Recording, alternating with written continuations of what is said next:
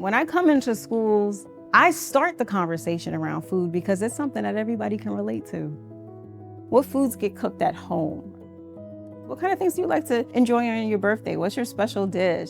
What are you pleased with or displeased with that you're served while you're at school?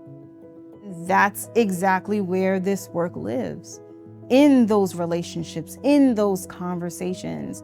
And so in these conversations with the Coalition for Healthy Food in Newark schools, we meet the students where they are. A whole food is something that comes from the ground, something that comes from nature. Who here can raise a quiet hand to tell me an example of a whole food? Cucumbers, blueberries, lettuce, that's a great one. We are working together in order to bring healthier food access to the students through the cafeteria, through nutrition education. So Chef, the kids are going to cut like a quarter of the pepper. They're going to pull some string beans, chop them up. You know, this is a recipe we hope would ever go on the menu. This Coalition for Healthy Food in Newark schools is particularly important because our school district, although I think there's a lot of people who would like it to source more local food and serve more healthy food, there are several policy and rules barriers to that. The idea for this whole project was bringing healthy food from New Jersey farms into New Jersey schools. But what are the individual minutiae that have to come together to make something like that happen? It's very different to prepare a sweet potato that just came out of the dirt as opposed to frozen French fries. The Coalition brings the different pieces together that really can change the entire system.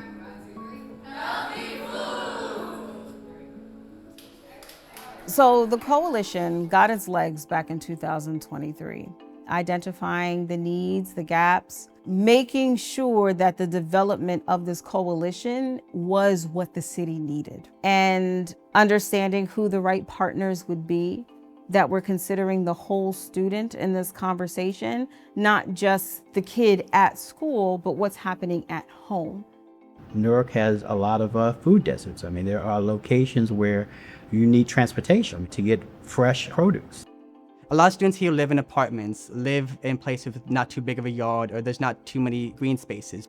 So it's super important to make sure we give these kids access to these green spaces and to these areas where they can learn about gardening and nutrition education.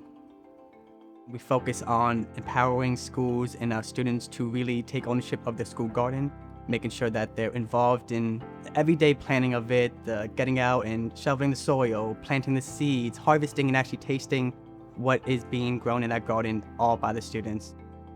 Sitting in a classroom and a teacher telling you how the plant grows doesn't compare to actually watching your own plant grow, planting the seeds, going out and watering it, making sure the soil is good, making sure the sunlight is good.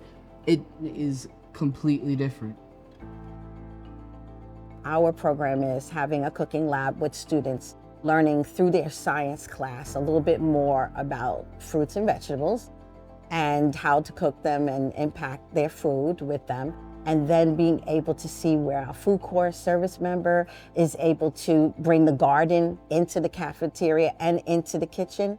So we have the recipe in English and Spanish for our students to understand that they can take it home. It doesn't have too many ingredients. And it's an easy recipe you also can make at home. Already, it's smelling good. It ain't even the whole dish yet. Through the Coalition, every first and third Thursday at our community grocery store, we provide students and families with a free CSA box, including staples such as eggs and bread. For this season, we were able to bring in apple cider, which has become a favorite. A lot of these families, they are wanting to have access to healthy foods, and so the foods are just available to them. Health is truly wealth. If we're able to teach kids early about healthy eating and healthy choices, that will go through a lifetime.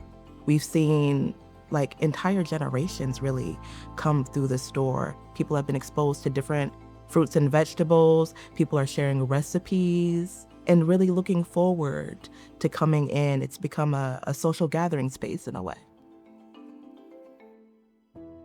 One of the things that I'm most proud of about this project is that students are actually going to school board meetings, staying until 10 p.m. and really using their voice for public participation. There's certain adults who believe that we don't know what we're talking about, but sometimes we do. I really wanted them to understand why I came there to speak that night, and I wanted them to see that I wanted to make change for my school.